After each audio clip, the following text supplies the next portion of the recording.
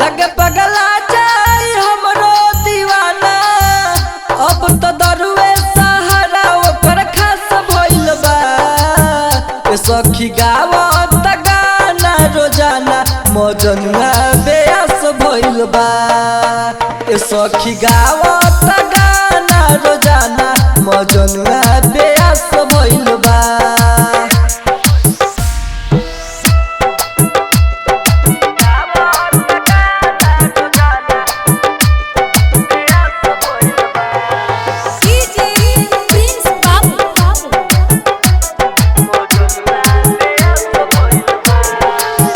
कबो कहे तोड़ दिल चली गइल दूर हो। कबो कहे बोल ना रहे का कसूर हो। कबो कहे तोड़ दिल चली गइल दूर हो। कबो कहे बोल ना रहे का कसूर हो। सोची सोची बातों पर मन घबराता। झूठा हुक्का ओकरा से दूर लेनी नाता। गम जतावता जवन ओकर साथ भइल बा।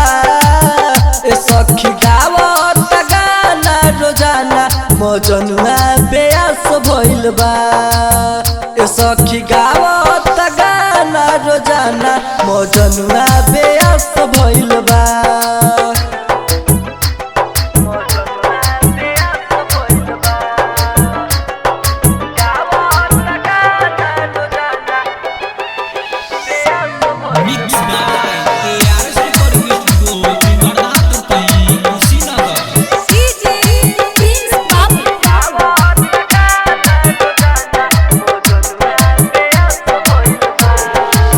धड़कत दिल हमार लागत डर हो। आंसू हम बेड कर न पीले जहर हो। धड़कत दिल हमार लागत डर हो।